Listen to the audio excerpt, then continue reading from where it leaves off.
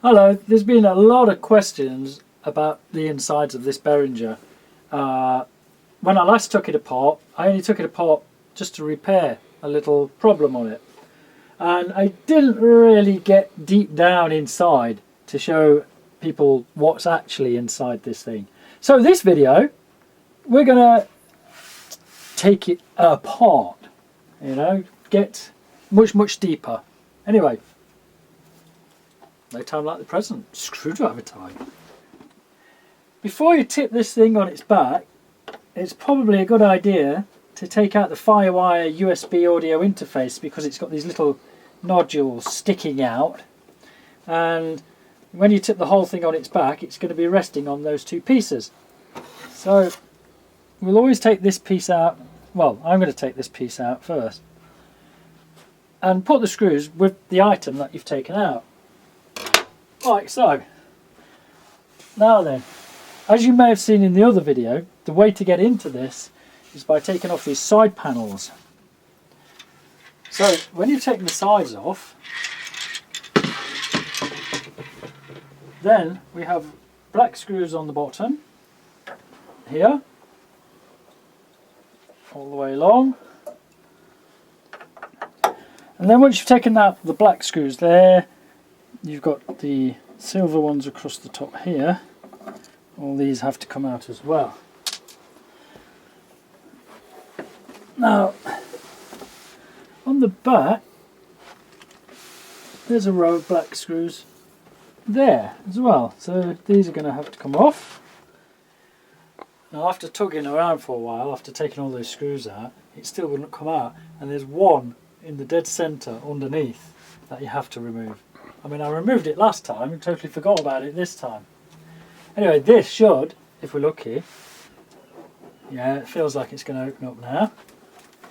So, I remember we've got a few leads to play about with. Alright. Okay, I'm going to put it on its back to do this actually. I think it'd be easier. Put it on its back and split it apart this way. Aha! Ooh, very pretty. Right, what do I need to disconnect to get in here? Some of these leads are connected by glue and hot snot.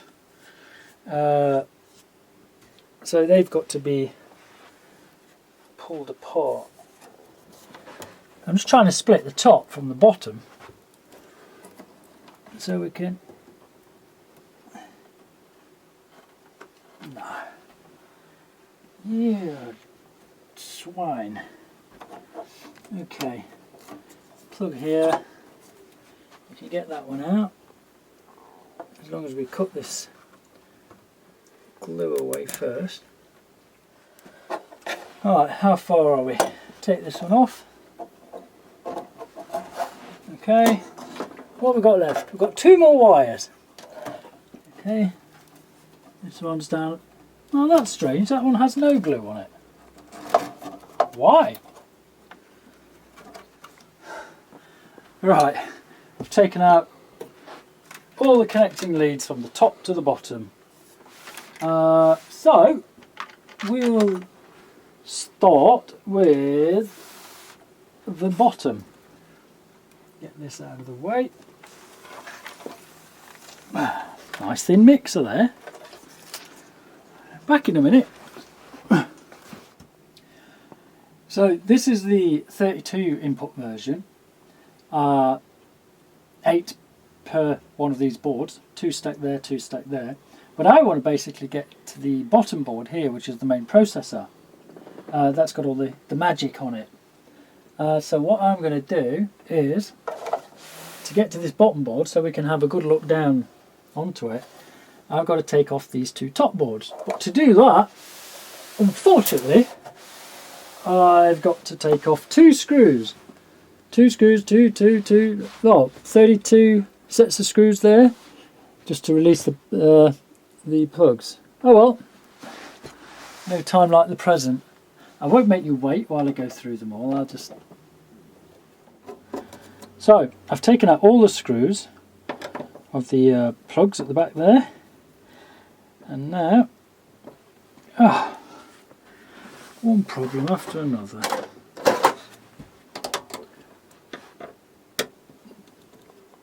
The boards are on spacers to stack them up. So we're going to lift one of these out totally.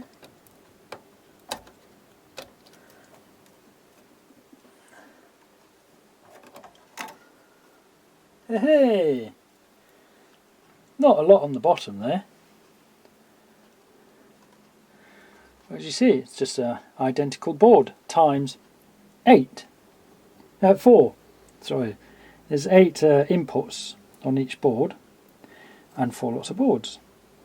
But let's get these boards out so we can get underneath. So this is where the good stuff is. Right, let's get in and have a look inside there. There's a couple of analog devices on board here. They're ADSP21371 Shark processors, digital audio interface devices. There's a little Xilinx here, Xilinx FPGA, Xilinx Spartan. I think, let's see, that's XC351400A. Whatever that's doing, looks very nice. I've looked underneath the board. There's nothing underneath the board, so this is the magic. This is where it all happens. I've just noticed on the 8 input board here, there's a Cirrus Logic analog to digital converter on board. That's 8 channels, and it'll run 192K 24-bit. I was under the impression that this only ran at 44K, but maybe my brain's turned to mush and I don't know what I'm talking about, which is probably the case.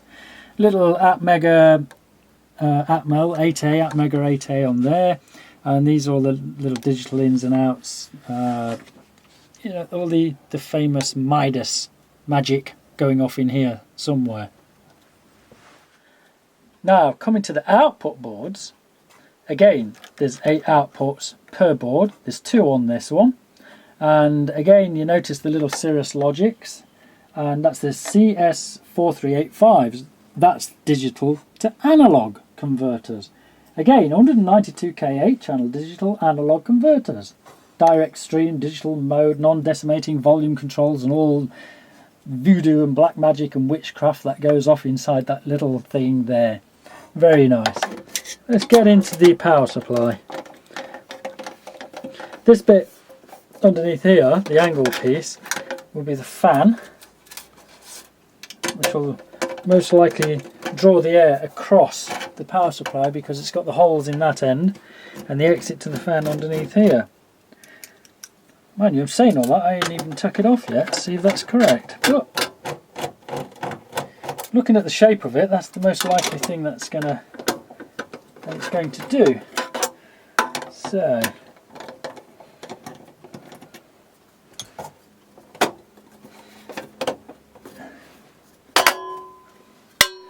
it's a bit of Friday afternoon work there. Somebody wanted to get home early. Sort of hit it with a hammer to make it fit. Anyway, there's the fan. It's a very quiet fan on this power supply. You hardly notice it. It's there when you've got it on a stand with your feet underneath and you wonder why your right kneecap is freezing cold. It's because the fan's blowing directly onto you.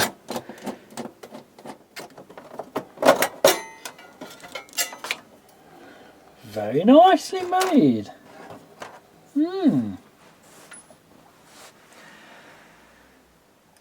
Alright, so this is your mains coming in. There's must be a filter in here. Mains filter in there. This is your standard choke and what have you. So all your power regulators across here. yeah, they've really made a very nice job of that. Lots and lots of ribbon cable outputs coming here. It's going all over the board with obviously your 5 volts, 10 volts, 12 volts, 24 volts for the motor, voltage for the lamp, etc. This box here, of course, is empty. There's nothing in there. That just contained the USB firewire. When that slots in and marries up to this connector here. It's a bit inefficient to have a fan drawing air across a power supply, but then having a gaping big hole across the top there, because the fan's going to be pulling a lot of air from there. So whilst I'm putting this back together, I might as well close up a bit of this space here, and that way you're going to force the fan to pull the air through the inside of the power supply rather than through these great big letterbox holes in the top there.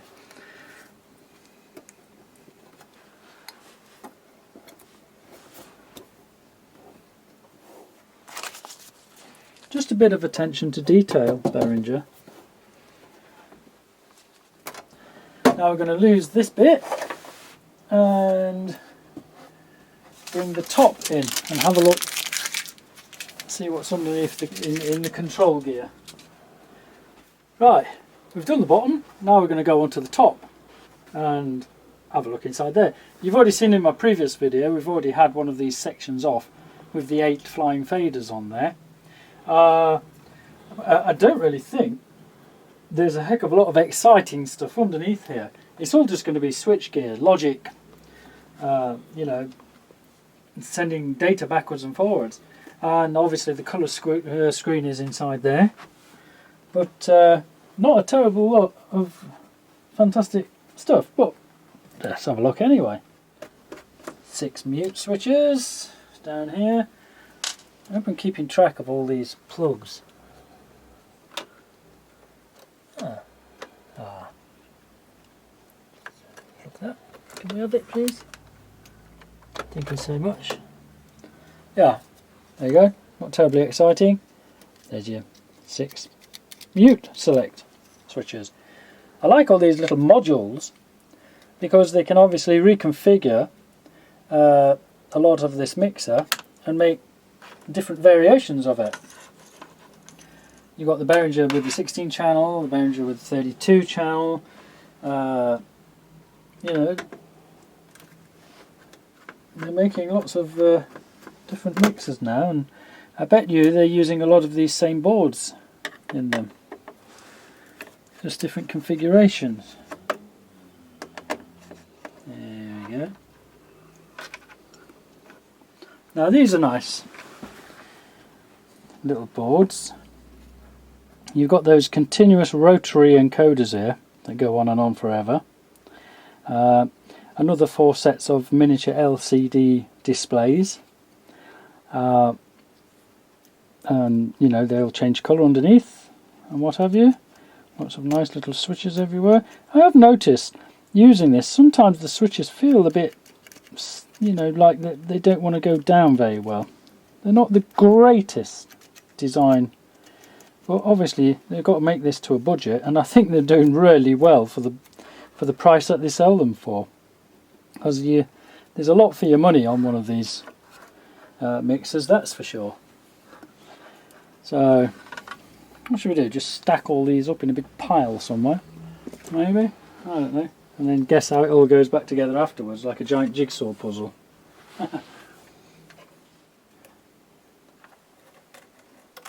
This board here, oh, pretty. Oh. Now you can see where all your biscuit crumbs go. They all sit on these little faders here. Crumbs everywhere, dirt. Oh well, bits of hair and things. if you have a look on the Behringer website, you'll see they're selling these flying faders in packs of 5 already, which kind of makes you think, what's the reliability of these? 5 at a time they're selling. Are they expecting them to start going? I mean, they look and they feel like good quality. So why are they selling them already? They're not the same ones as they've got in the BCFs, the MIDI controllers. So they're obviously made for these. Now, if you wanted to change one of these, it's only a matter of unsoldering 4 pins there, 4 pins there, and then unplugging the motor. And yeah, it looks like you've got a sort of earth point as well to hold the fader into place to give it a bit of stiffness, and then that whole fader would come out. But I really wouldn't want to be changing too many of these. I mean, they feel like they're going to last for years. But yeah, just a curious point. Why are they selling spares on the Behringer website? Do they want idiots like me taking these things apart? Who knows? Right, we're at the part now where we're putting everything all back together again. And there's a lot of cables jumping backwards and forwards. Fortunately, most of them have got different amounts of pins on them, so they can only fit on the right sockets. But if you do get lost, before you take something like this apart, it's always handy if you get your mobile phone camera or something and just take a few snaps of the cables. And then if you sit here thinking, well, where the hell does that go? I've got 3 sockets down there and only 1 plug. Or which way round did it go if it hasn't got a little key on the back? Then at least you can have a look through your pictures and it will give you a clue where everything goes. I mean, I always tend to have a few screws left over sometimes. I've got a box full of spare screws and whatever. But I'm getting better as I get older of putting all the screws back in. But anyway, this is a boring part, so I'm going to cut this out of the video as well, so you don't have to sit watching me scratching my head. So I'll have a last look inside the Behringer before I put it back together again, hoping, look, I've got all my fingers crossed that this is going to work again. I've taken this apart for you lot. So, with any luck, I'm going to marry this up, and before I screw it all back together again and waste my time, I'm going to fire it up, give it some electricity.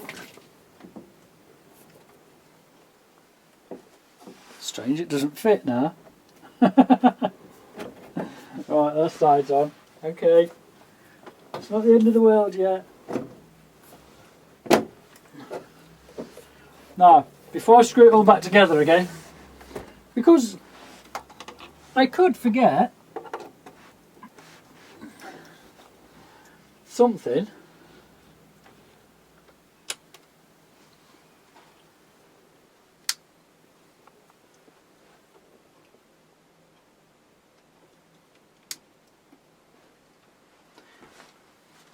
Please work.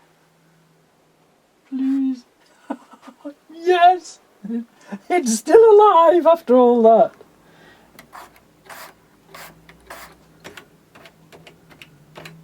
And it's remembered all its settings.